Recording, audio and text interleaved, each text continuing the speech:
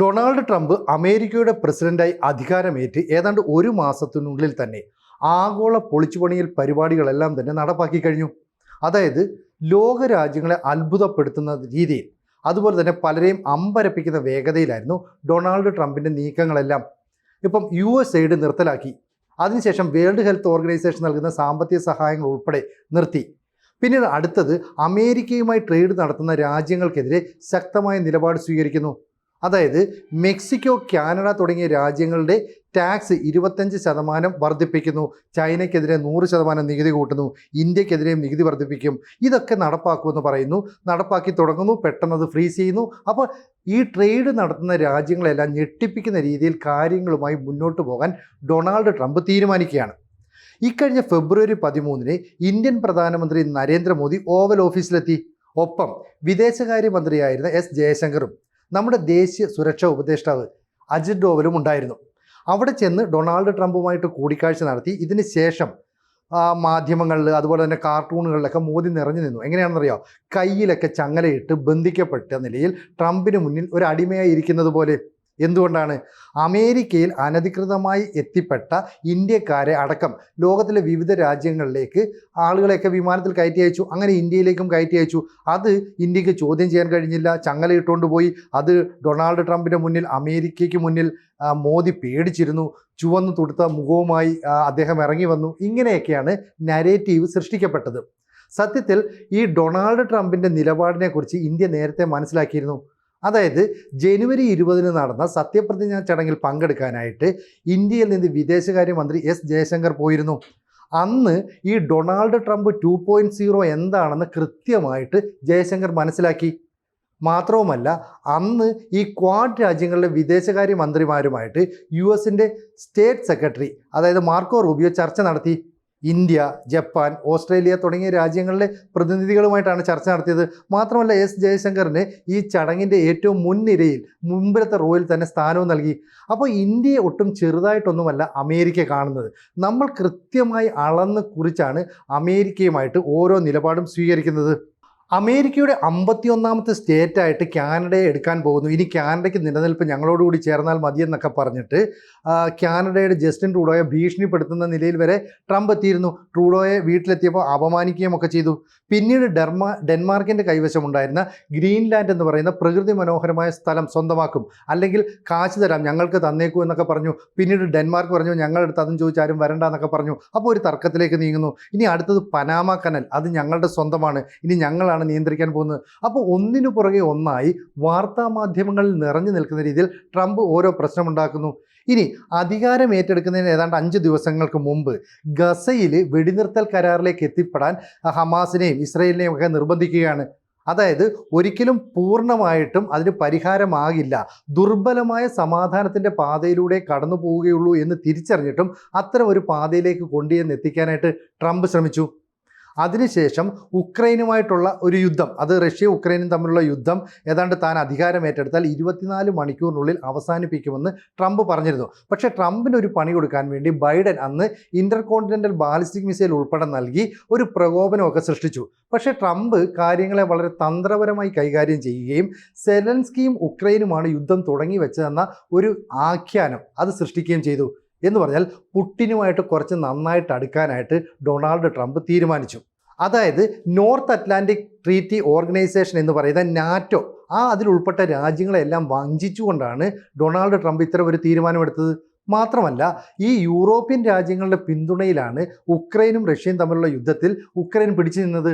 ആയുധങ്ങളൊക്കെ supply ചെയ്യുന്നത് യൂറോപ്പിലെ രാജ്യങ്ങളായിരുന്നു, അല്ലെങ്കിൽ ഈ അമേരിക്ക ഉൾപ്പെടെയുള്ള രാജ്യങ്ങളായിരുന്നു. അപ്പോൾ അമേരിക്ക പെട്ടെന്ന് റഷ്യയുമായി കൂട്ടുചേർന്നപ്പോൾ യൂറോപ്പിലെ മറ്റ് രാജ്യങ്ങളെല്ലാം തള്ളിക്കളഞ്ഞു. അപ്പോൾ യൂറോപ്യൻ രാജ്യങ്ങൾ പറഞ്ഞു, കണ്ടോ, ഈ അമേരിക്കയെ വിശ്വസിക്കാൻ പറ്റില്ല, നമ്മൾ വിചാരിക്കുന്നതല്ല അമേരിക്കയുടെ കാര്യങ്ങൾ. അപ്പോൾ ഇന്ത്യയും കൂടെ കണ്ടു പഠിച്ചോ എന്ന രീതിയിൽ വന്നു. പക്ഷേ ഇന്ത്യയെ അങ്ങനെ ഒട്ടും വില കുറച്ച് കാണണ്ട. കാരണം ഇന്ത്യൻ പ്രധാനമന്ത്രി നരേന്ദ്രമോദി 2014 അധികാരം ഏറ്റെടുത്തതോടുകൂടിയാണ് അമേരിക്കയുമായിട്ടുള്ള ഈ നയതന്ത്ര ബന്ധം കുറച്ച് കൂടുതൽ സ്ട്രോങ് ആയത്.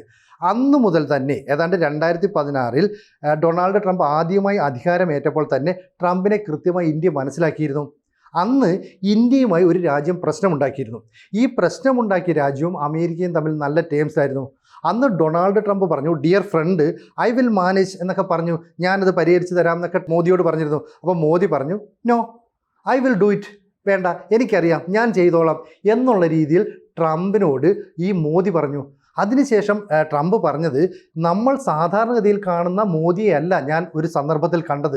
അദ്ദേഹത്തിൻ്റെ തീരുമാനം, അദ്ദേഹത്തിൻ്റെ ഒരു ഡിസിഷൻ പവർ എത്ര സ്ട്രോങ് ആണ്.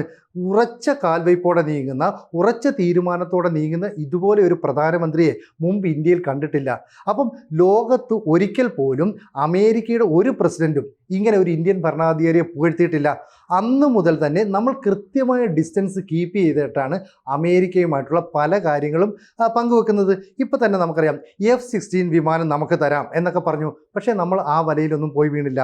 2014 എങ്ങനെയാണോ നരേന്ദ്രമോദി അധികാരത്തിലേക്ക് എത്തിയത്, അന്ന് ഈ കോൺഗ്രസ് സർക്കാരിൻ്റെ ഭരണത്തിലൊക്കെ മനം മടുത്ത ജനങ്ങൾ മോദിയെ ഇരുകൈ നീട്ടി സ്വീകരിക്കായിരുന്നു.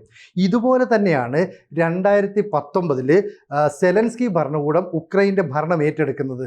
അന്ന് ഉക്രൈൻ ജനതയ്ക്ക് മുന്നിൽ ഈ സെലൻസ്കി വെച്ച ആദർശങ്ങൾ, ചില പ്രലോഭനങ്ങൾ, ഇതിലൊക്കെ തന്നെ അവിടുത്തെ ജനത തൃപ്തരായിരുന്നു. അതുകൊണ്ടാണ് ഒരു TV താരമായ സെലൻസ്കിക്ക് ഉക്രൈൻ്റെ അധികാരത്തിലേക്ക് എത്താൻ സാധിച്ചത്, അല്ലെങ്കിൽ പ്രസിഡൻ്റായി മാറാൻ സാധിച്ചത്. പക്ഷെ പിന്നീട് ഈ അവിടെ റഷ്യയുടെ ഒരു അധിനിവേശം ഉണ്ടാകുന്നു, സെലൻസ്കിക്ക് പിടിച്ചു നിൽക്കാൻ കഴിയാത്ത ഒരു സാഹചര്യം ഉണ്ടാകുന്നു. അന്ന് അമേരിക്ക, അതുപോലെ തന്നെ യൂറോപ്യൻ രാജ്യങ്ങൾ എല്ലാം തന്നെ റഷ്യയ്ക്ക് എതിരെ ഒരു നിലപാട് സ്വീകരിക്കുകയും ഉക്രൈൻ ആയുധവും പണവും ഒക്കെ നൽകുകയും ചെയ്തു. അങ്ങനെ നൽകിയ കൂട്ടത്തിലാണ് ഞാൻ നേരത്തെ പറഞ്ഞതുപോലെ ഇന്റർ കോണ്ടിനെൻ്റൽ ബാലിസ്റ്റിക് മിസൈലൊക്കെ നൽകി ഞങ്ങൾ നിൻ്റെ കൂടെ ഉണ്ടടാ എന്നുള്ള ഒരു ഉറപ്പ് ഈ ജോ ബൈഡൻ നൽകിയിരുന്നു. അപ്പോൾ ബൈഡൻ കുഴിച്ച കുഴിയിൽ സെലൻസ്കി പതുക്കെ ചെന്നു വീണു. ഇതുപോലൊരു കുഴി കുഴിച്ചിട്ടാണ് ട്രംപ് മോദിയെ വീഴ്ത്താനായിട്ട് ശ്രമിച്ചത്. ഈ അടുത്ത കാലത്ത് പറഞ്ഞു, F-16 പോലെയുള്ള യുദ്ധവിമാനങ്ങൾ തരാം, F-35 തരാം എന്നൊക്കെ പറഞ്ഞു. നമ്മൾ പ്രത്യേകിച്ച് ഒന്നും പറഞ്ഞില്ല. അപ്പോൾ സോവിയറ്റ് യൂണിയൻ്റെ ഇപ്പോഴത്തെ രൂപമായ റഷ്യ പറഞ്ഞു, ഞങ്ങളുടെ Su-57 ഉണ്ട്, അത് തരാം. നമ്മൾ അനങ്ങിയില്ല. കാരണം ഇതൊക്കെ പ്രലോഭനങ്ങളാണ്. ഈ യുദ്ധവിമാനങ്ങളൊക്കെ വാങ്ങിയാൽ ഇതിൻ്റെ അറ്റകുറ്റപ്പണിക്ക്, ബാക്കിയുള്ള പാർട്സ് വാങ്ങാൻ, ഇതിനൊക്കെ ഉള്ള കാലം മുഴുവൻ നമ്മൾ അമേരിക്കയെ ഡിപ്പെൻഡ് ചെയ്തുകൊണ്ടിരിക്കും. നമ്മളതിൽ ചെയ്തില്ല. മാത്രമല്ല, നമ്മുടെ രാജ്യത്തെ കാര്യങ്ങളൊക്കെ അല്ലെങ്കിൽ അതിനകത്ത് ഇടപെടാൻ മറ്റാരെയും ഇന്ത്യ അനുവദിക്കാറുമില്ല. ഇപ്പം ഇന്ത്യയും ചൈനയും തമ്മിൽ പ്രശ്നമുണ്ടായി. സ്വാഭാവികമായും നമുക്കൊപ്പം സഹകരിക്കുന്ന റഷ്യ വേണമെങ്കിൽ ഇടപെടാം, സഹകരിക്കാം, പ്രോബ്ലം പരിഹരിക്കാം. നമ്മൾ പറഞ്ഞു വേണ്ട, നമുക്കൊറ്റയ്ക്ക് അത് ഹാൻഡിൽ ചെയ്യാൻ പറ്റി. ഇനി പാകിസ്ഥാനുമായിട്ട് പ്രശ്നമുണ്ടായി. ഇപ്പം ബാലാക്കോട്ടിൽ ഉൾപ്പെടെയുള്ള പ്രശ്നങ്ങളുണ്ടായപ്പോൾ നമ്മളത് ഒറ്റയ്ക്കാണ് ഹാൻഡിൽ ചെയ്തത്. അന്ന് അഭിനന്ദൻ വർദ്ധമാൻ എന്ന് പറയുന്ന നമ്മുടെ ഒരു സൈനിക ഉദ്യോഗസ്ഥൻ, അദ്ദേഹം ഈ MiG-21 ഉപയോഗിച്ച് അമേരിക്ക നൽകിയ F-16 എന്ന് പറയുന്ന പാകിസ്ഥാൻ വിമാനത്തെ വരെ തകർത്ത് കളഞ്ഞു. പക്ഷേ അഭിനന്ദൻ വർദ്ധമാൻ ഈ വിമാനം തകർന്നതിനെ തുടർന്ന് പാരച്യൂട്ട് വഴി ജമ്പ് ചെയ്യുകയും പാകിസ്ഥാനിൽ വീണു പോവുകയും ചെയ്തു. പക്ഷേ ഇന്ത്യ കർശനമായ നിലപാടെടുത്തു. അതായത് അഭിനന്ദൻ വർദ്ധമാൻ എന്ന് പറയുന്ന സൈനികനെ ഇന്ത്യക്ക് വിട്ടുതന്നില്ലെങ്കിൽ ശക്തമായ തിരിച്ചടി ഉണ്ടാകും. ഏതാണ്ട് 60 മണിക്കൂറിൽ താഴെ സമയമെടുത്ത് പാകിസ്ഥാൻ നമ്മുടെ ഡിമാൻഡുകളെല്ലാം അംഗീകരിച്ചു. അത് ചെയ്തില്ലായിരുന്നുവെങ്കിൽ ഇന്ത്യ പാകിസ്ഥാനെ ആക്രമിക്കുകയും പാകിസ്ഥാൻ എന്ന് പറയുന്ന രാജ്യത്തെ തന്നെ ഇല്ലായ്മ ചെയ്യുന്ന രീതിയിൽ ശക്തമായ അറ്റാക്ക് നടത്തുകയും ചെയ്യുമായിരുന്നു. ഇത് പാകിസ്ഥാൻ തിരിച്ചറിഞ്ഞു. അപ്പോൾ ഇന്ത്യ എടുക്കുന്ന നിലപാടുകൾ, ഇന്ത്യയുടെ വിദേശ നയം, ഇതൊക്കെ മറ്റ് ലോക രാജ്യങ്ങൾക്ക് വലിയ മാതൃകയാണ്. അപ്പോൾ സോവിയറ്റ് യൂണിയനും അമേരിക്കയും നമുക്ക് യുദ്ധവിമാനങ്ങൾ തരാമെന്ന് പറഞ്ഞിട്ടും നമ്മൾ ആ വലയിൽ വീഴാതെ പതുക്കെ മാറി നിന്നു. എന്നിട്ട് നമ്മൾ ഫ്രാൻസുമായിട്ട് ചില നീക്കുപോക്കുകളുണ്ടായി.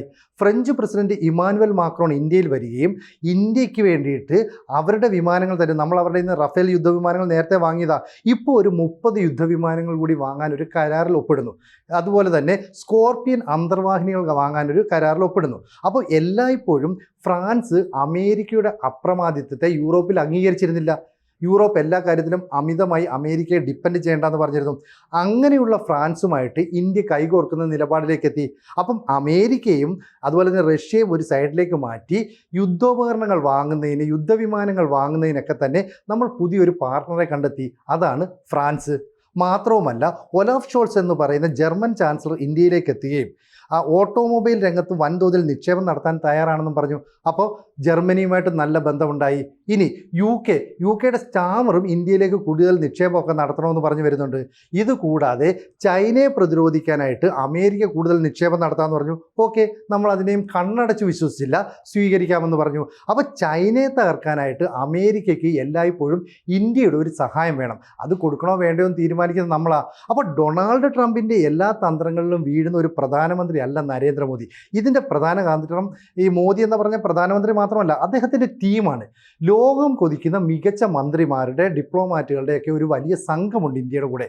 അതായത് ഇപ്പം നമുക്കറിയാലോ, അജിത് ഡോവൽ ദേശീയ സുരക്ഷാ ഉപദേഷ്ടാവാണ്. അതുപോലെ അശ്വനി വൈഷ്ണവ് എന്ന് പറയുന്ന മന്ത്രി, അതുപോലെ തന്നെ രാജ്നാഥ് സിംഗ്, അതുപോലെ തന്നെ ഒട്ടുമിക്ക മന്ത്രിമാരും വിവിധ മേഖലകളിൽ പ്രശസ്തി അല്ലെങ്കിൽ അവരുടേതായ ഒരു കഴിവ് തെളിയിച്ചവരാണ്. എസ് ജയശങ്കർ വിദേശകാര്യമന്ത്രി. അപ്പോൾ ഇവരുടെയൊക്കെ തന്ത്രം ഇവരെല്ലാം കൂടി ആലോചിച്ച് ഓരോ കാര്യങ്ങളും കൃത്യമായി നടപ്പാക്കുന്നുണ്ട്. ലോകരാജ്യങ്ങളെ ഞെട്ടിക്കുന്ന, ലോകരാജ്യങ്ങൾക്ക് അസൂയ തോന്നുന്ന രീതിയിൽ ഒരു ടീമിനെ തയ്യാറാക്കിയെടുക്കാൻ ഈ NDA സർക്കാരിന് സാധിച്ചു. അതുകൊണ്ടാണ് അമേരിക്കൻ തന്ത്രങ്ങളിലൊന്നും നമ്മൾ വഴുതി വീഴാതെ പോയത്. ഇതിപ്പം BJP സർക്കാരിൻ്റെ മാത്രം ഗുണമല്ല കേട്ടോ. നേരത്തെ ഈ റഷ്യയെ തന്നെയാണ് ഈ കോൺഗ്രസ് സർക്കാരും ആശ്രയിച്ചിരുന്നത്. അതായത് ജവഹർലാൽ നെഹ്റുവിൻ്റെ കാലം മുതൽ തന്നെ നമ്മൾ ആയുധങ്ങൾക്ക് ഉൾപ്പെടെ ഡിപ്പെൻഡ് ചെയ്തിരുന്ന സോവിയറ്റ് യൂണിയനെയും റഷ്യയുമൊക്കെയാണ്. നമ്മുടെ ആയുധങ്ങൾ 60% ഇപ്പോഴും റഷ്യയിൽ നിന്നാണ് വാങ്ങുന്നത്. അന്ന് ഈ ഇന്ത്യയിലെ കോൺഗ്രസ് സർക്കാർ അമേരിക്കൻ വലയിൽ വീണിരുന്നുവെങ്കിൽ നമ്മളിപ്പോഴും പെട്ടുപോയനെ. പക്ഷേ 2014 മോദി വന്നതോടുകൂടി കൃത്യമായ ഒരു ഡിസ്റ്റൻസ് കീപ്പ് ചെയ്യുകയും സ്വതന്ത്ര വിദേശ നയം സ്വീകരിക്കുകയും ചെയ്തു. ഇത് അമേരിക്കയെ ഞെട്ടിക്കുകയൊക്കെ ചെയ്തു. കാരണം ഓരോ 4 വർഷം കൂടുമ്പോഴും അമേരിക്കയിൽ ഭരണമാറ്റം ഉണ്ടാകും. റിപ്പബ്ലിക്കൻസ് വരുമ്പോൾ ഇന്ത്യയോട് കൂടുതൽ സഹകരിക്കും, ഡെമോക്രാറ്റ് വരുമ്പോൾ ഇന്ത്യയെ ഉപദ്രവിക്കുന്ന നിലപാടാണ്. നമ്മൾ അതിനെയൊന്നും മൈൻഡ് ചെയ്യുന്നില്ല. ഇനി ഇത്തരം കാര്യങ്ങളൊന്നും അംഗീകരിക്കുന്നില്ല ഒരു നിലപാട് സ്വീകരിച്ചു. ഇനി നമുക്കറിയാം, ഈ ഉക്രൈനും റഷ്യയും തമ്മിൽ യുദ്ധം ആരംഭിച്ചപ്പോൾ അമേരിക്ക അല്ലെങ്കിൽ ഈ യൂറോപ്യൻ രാജ്യങ്ങൾ റഷ്യക്കെതിരെ ഉപരോധം ഏർപ്പെടുത്തി. ഈ ഉപരോധം ഏർപ്പെടുത്തിയതോടുകൂടി റഷ്യയുടെ വരുമാന മാർഗ്ഗം നിലച്ചു. കാരണം അവരുടെ എണ്ണ വിൽപ്പനയായിരുന്നു വരുമാന മാർഗ്ഗം. അപ്പോൾ റഷ്യ കൂടുതലും എണ്ണ വിറ്റത് യൂറോപ്യൻ രാജ്യങ്ങൾക്കാണ്. ഇവിടെയാണ് ഉപരോധം ഏർപ്പെടുത്തിയത്. ആ സമയത്ത് ഇന്ത്യയും റഷ്യയും തമ്മിൽ നല്ല ബന്ധമായതുകൊണ്ട് ഇന്ത്യ റഷ്യയിൽ നിന്ന് എണ്ണ വാങ്ങി.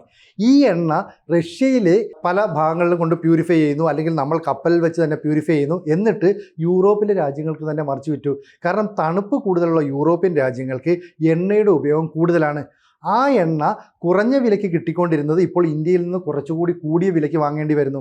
മാത്രമല്ല, ഡോളറിൽ കച്ചവടം നടത്തിക്കൊണ്ടിരുന്ന ആ എണ്ണ വ്യാപാരം ഇന്ത്യൻ റുപ്പിയിലേക്ക് മാറ്റി.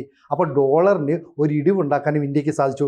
അപ്പോൾ ഇന്ത്യയുടെ ആ നിലപാട് അമേരിക്കയെ ഞെട്ടിക്കുന്നതായിരുന്നു. മാത്രമല്ല, അമേരിക്കയുടെ ശത്രു എന്ന് കരുതപ്പെടുന്ന ഇറാനുമായിട്ടും നമ്മൾ ചെറുതല്ലാത്ത ഒരു ബന്ധം പുലർത്തി. അപ്പോൾ എല്ലായ്പ്പോഴും ഇറാൻ നമ്മുടെ ശത്രുവാണെന്നൊക്കെ കരുതുമെങ്കിലും ചില സാഹചര്യങ്ങളിൽ പാകിസ്ഥാനെ അറ്റാക്ക് ചെയ്യുന്നതുവരെ ഇറാൻ്റെ ഭാഗത്തു നിന്നാണ്. അവിടെ നിന്ന് മിസൈലുകളും അറ്റാക്ക് ചെയ്യുന്നുണ്ട്. ഇനി അഫ്ഗാൻ എന്ന് പറയുന്ന രാജ്യം എല്ലായ്പ്പോഴും പാകിസ്ഥാൻ്റെ കൂടെ നിന്ന രാജ്യമാണ്. അതുപോലെ തന്നെ പാകിസ്ഥാൻ ഇന്ത്യയുടെ ശത്രു രാജ്യമാണ്. അതേ അഫ്ഗാൻ, അവിടെയുള്ള താലിബാൻ ഭരണകൂടം ഇതൊക്കെ തന്നെ ഇപ്പോൾ ഇന്ത്യയെ പിന്തുണയ്ക്കുന്നു. കാരണം ഇന്ത്യയുടെ പിന്തുണയുണ്ടെങ്കിൽ പാകിസ്ഥാനിലെ ബലൂചിസ്ഥാൻ വിഭജിച്ച് പുതിയൊരു രാജ്യമുണ്ടാക്കാമെന്ന് പറയുന്നു.